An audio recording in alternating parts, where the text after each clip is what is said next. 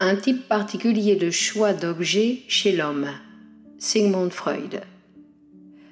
Nous avons jusqu'ici laissé aux poètes le soin de nous dépeindre les conditions déterminant l'amour, d'après lesquelles les hommes font leur choix d'objet et la façon dont ils s'accordent les exigences de leurs fantasmes avec la réalité. Et de fait, les poètes ont des qualités leur permettant de venir à bout d'une telle tâche, avant tout une fine sensibilité qui leur fait percevoir les mouvements cachés de l'âme d'autrui et le courage de laisser parler leur propre inconscient. Mais du point de vue de la connaissance, quelque chose vient diminuer la valeur de ce qu'ils nous communiquent. Les poètes sont tenus de provoquer un plaisir intellectuel et esthétique ainsi que certains sentiments déterminés. Aussi ne peuvent-ils représenter la réalité telle qu'elle sans l'avoir modifiée. Ils doivent en isoler certains fragments, détruire des rapports gênants, tempérer l'ensemble et combler les lacunes. Tels sont les privilèges de ce qu'on appelle la liberté poétique. En outre, ils ne peuvent montrer que peu d'intérêt dans l'origine et le développement des états de l'âme qu'ils décrivent sous une forme achevée. Dès lors, n'est-il pas inévitable que la science, avec sa main plus lourde et pour un plaisir esthétique moindre, s'occupe de ces sujets qui, élaborés par les poètes, enchantent l'humanité depuis des millénaires. Ces remarques peuvent servir à justifier notre intention de soumettre la vie amoureuse elle-même à un traitement rigoureusement scientifique. La science ne constitue-t-elle pas le plus parfait renoncement au principe de plaisir dont notre travail psychique soit capable ? Au cours des traitements psychanalytiques, on a amplement l'occasion de recueillir des données sur la vie amoureuse des névrosés. On peut alors se rappeler avoir observé ou entendu raconter un comportement semblable chez des sujets, en gros, normaux, ou même chez des hommes exceptionnels. Quand un matériel favorable permet d'accumuler de telles données, on voit se dégager plus nettement des types différenciés. C'est l'un de ces types de choix d'objets chez l'homme que je vais décrire d'abord, parce qu'il se caractérise par une série de conditions déterminant l'amour, dont la coexistence n'est pas intelligible et est même franchement déconcertante, et parce qu'il admet une explication psychanalytique simple. 1. La première de ces conditions déterminant l'amour doit être désignée comme tout à fait spécifique. Aussitôt qu'on la rencontre, on peut se mettre en quête des autres caractères du type. Nommons-la condition du tiers lésé. Elle exige que le sujet ne choisisse jamais comme objet d'amour une femme qui soit encore libre, autrement dit, une jeune fille ou une femme seule, mais exclusivement une femme sur laquelle un autre homme, marié, fiancé ou ami, peut faire valoir des droits de propriété.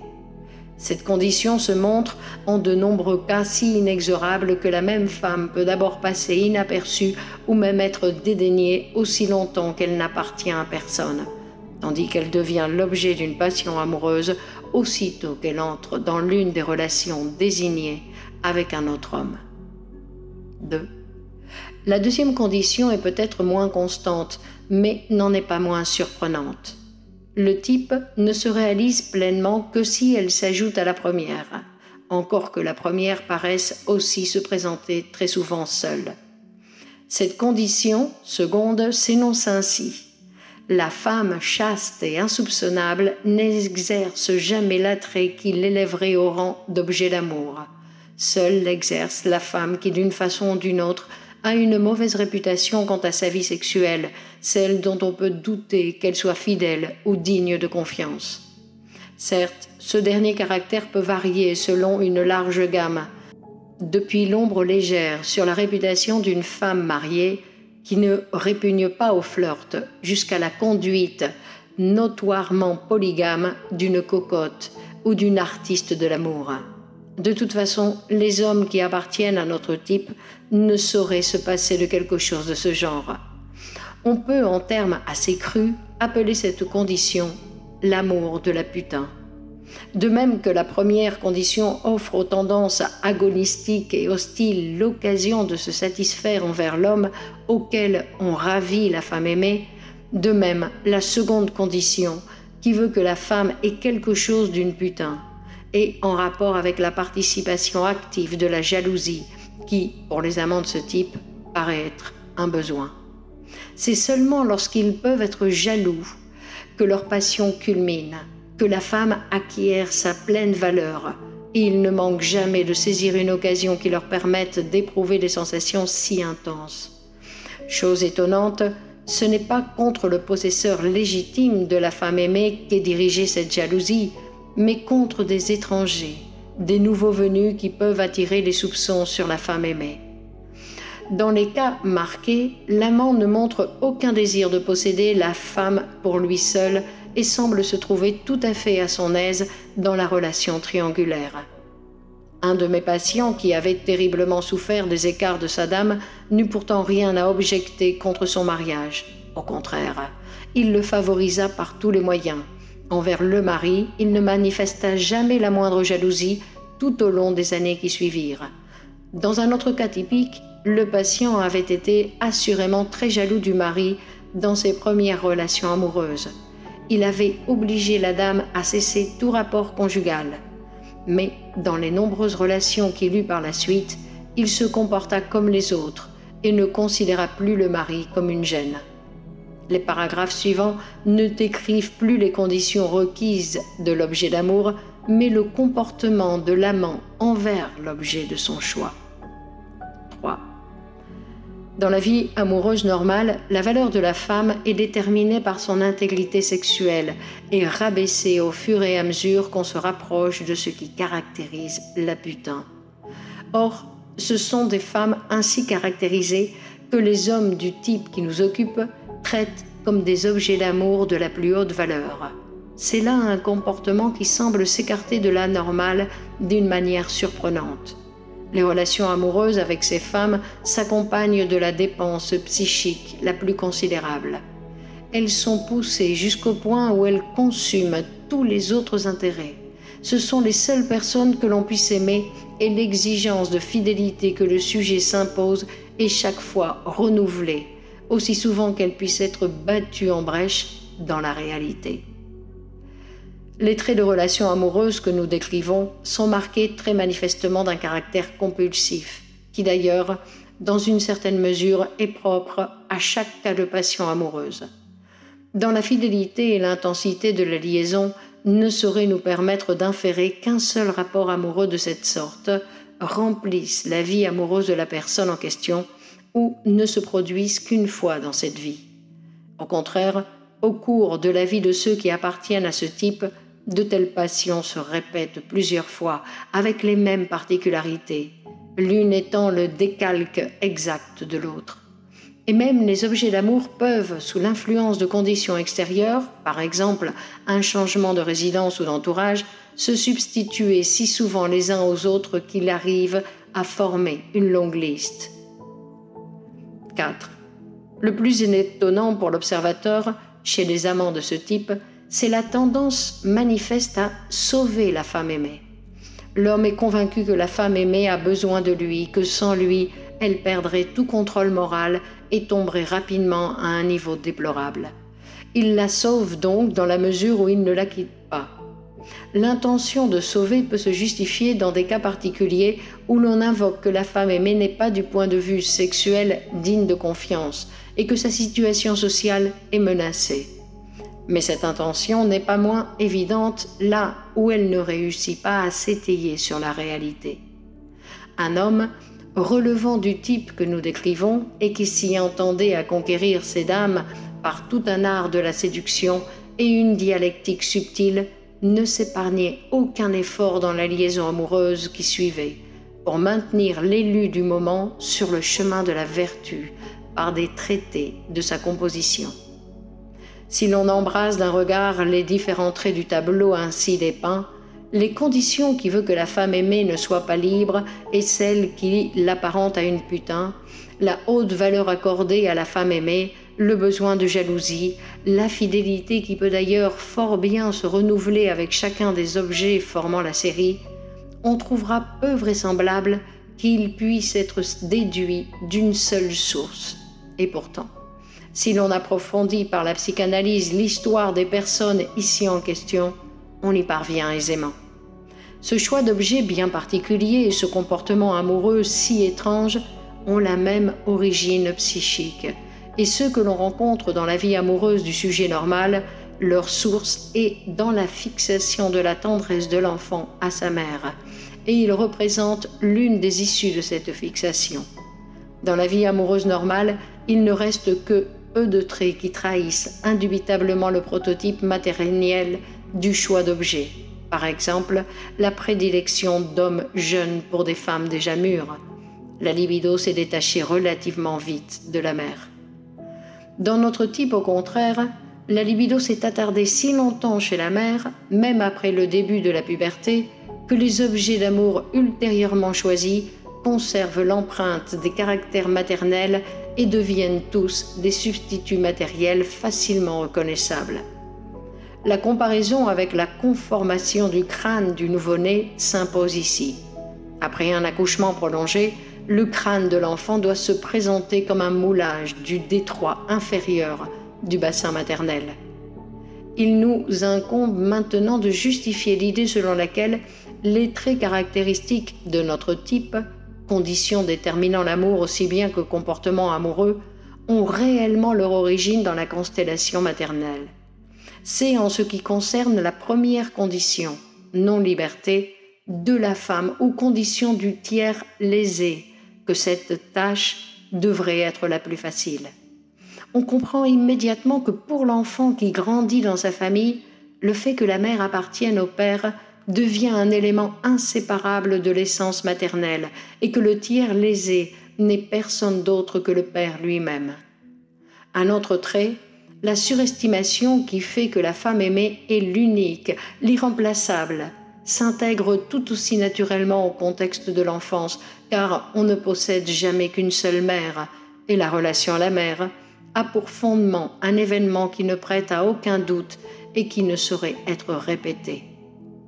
Si les objets d'amour dans le type que nous décrivons doivent être avant tout des substituts de la mère, il devient par là compréhensible qu'ils constituent une série, ce qui semble contredire directement la condition de fidélité.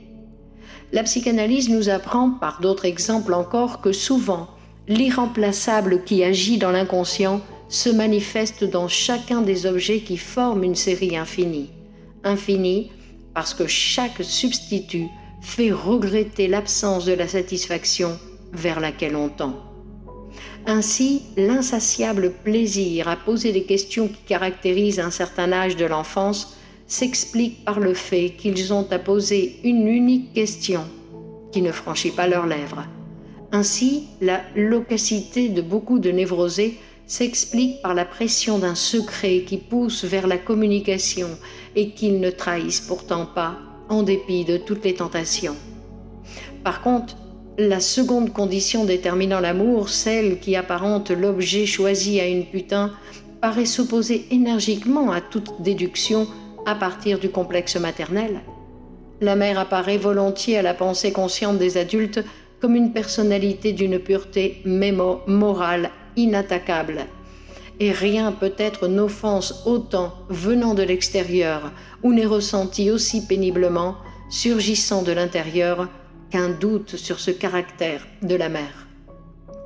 Mais c'est justement ce caractère d'opposition tranchée entre la mère et la putain qui va nous inciter à étudier l'histoire du développement et le rapport inconscient de ces deux complexes, dans la mesure où nous avons appris depuis longtemps que ce qui, le conscient, se présente clivé en deux termes opposés, bien souvent ne fait qu'un dans l'inconscient. Notre recherche nous fait alors remonter à l'époque où le garçon acquiert pour la première fois une connaissance assez complète des rapports sexuels entre les adultes, ceci aux alentours de la puberté. Des informations brutales qui tendent sans déguisement à provoquer mépris et révolte le mettent alors au fait du secret de la vie sexuelle, détruisent l'autorité des adultes qui s'avèrent incompatibles avec le dévoilement de leur activité sexuelle. Ce qui, dans ces révélations, fait la plus grande impression sur le nouvel initié, c'est le rapport à ses propres parents. Un tel rapport est souvent écarté de façon catégorique en des termes de ce genre. Peut-être que tes parents et d'autres gens font des choses de ce genre ensemble, mais mes parents, c'est tout à fait impossible.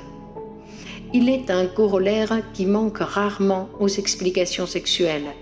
C'est la connaissance de l'existence de certaines femmes qui font un métier de l'acte sexuel et sont, de ce fait, l'objet du mépris général. Ce mépris ne peut qu'être étranger à la pensée du garçon.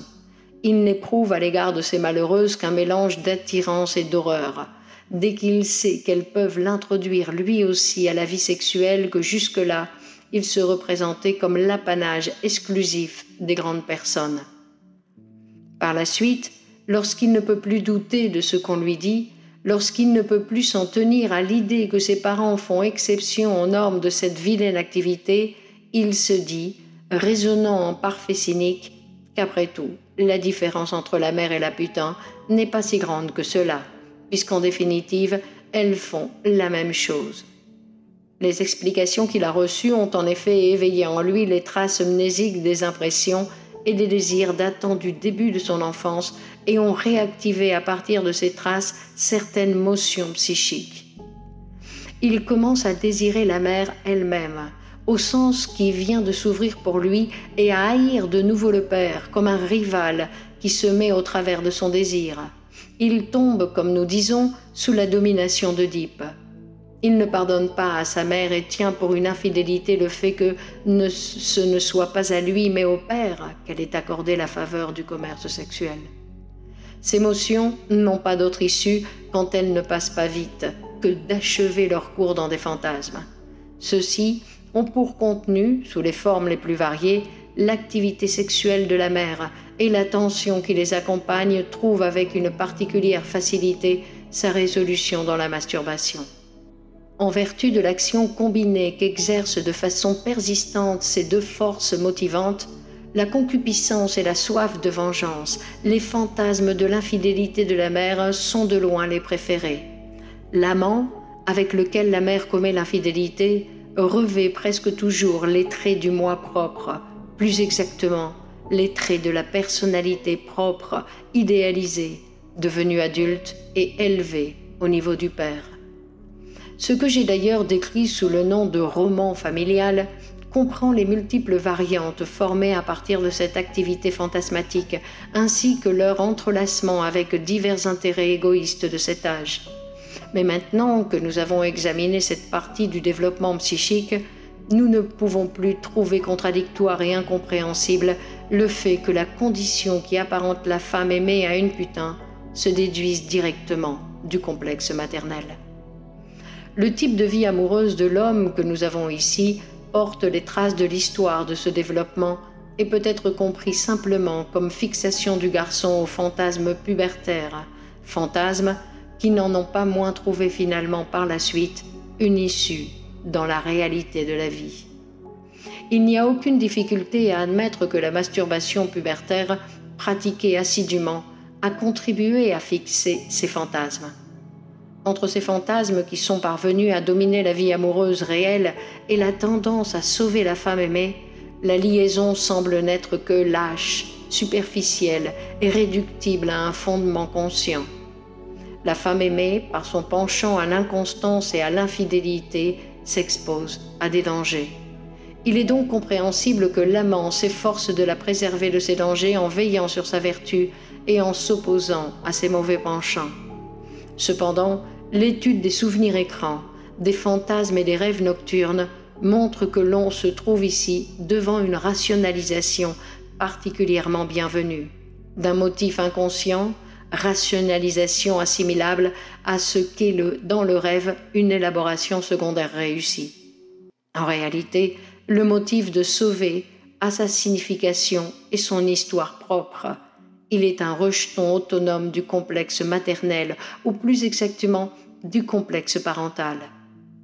Quand l'enfant entend dire qu'il doit la vie à ses parents, que sa mère lui a donné la vie, d'émotions tendres s'unissent en lui à des motions qui luttent pour faire de lui un grand homme, un homme indépendant, et font naître le désir de restituer ce cadeau aux parents, de le leur en rendre un en échange d'égale valeur. Tout se passe comme si le dépit du garçon signifiait « Je n'ai besoin de rien venant de mon père, je veux lui rendre tout ce que je lui ai coûté ». Il forme alors le fantasme de sauver le père d'un danger menaçant sa vie, s'acquittant ainsi envers lui. Ce fantasme se déplace assez souvent sur l'empereur, le roi ou quelque grand homme. Cette déformation le rend capable de devenir conscient et même utilisable pour le poète. Quand le fantasme de sauver s'applique au père, c'est de loin le sens du défi qui l'emporte. Quand il s'applique à la mère, c'est la plupart du temps la signification tendre. La mère a donné la vie à l'enfant et il n'est pas facile de remplacer ce cadeau unique en son genre par quelque chose d'équivalent. Par un de ces petits changements de signification qui sont facilités dans l'inconscient, processus qu'on pourrait comparer dans le conscient au glissement d'un concept à un autre, sauver la mère acquiert la signification lui donner ou lui faire un enfant, naturellement un enfant tel qu'on est soi-même. L'écart n'est pas trop grand avec le sens originel de sauver. Le changement de signification n'est pas arbitraire. La mère vous a donné une vie, sa propre vie, et vous lui donnez en échange une autre vie, celle d'un enfant, qui a la plus grande ressemblance avec votre propre soi. Le fils montre sa reconnaissance en formant le désir d'avoir de la mère un fils, semblable à lui-même. Ainsi, dans le fantasme de sauver, il s'identifie complètement avec le père. Toutes les pulsions de tendresse, de reconnaissance, de concupiscence, de défi, d'autonomie sont satisfaites par l'unique désir d'être son propre père. Le facteur du danger n'a pas non plus disparu au cours du changement de signification. L'acte de la naissance est précisément le danger dont on a été sauvé par les efforts de la mère.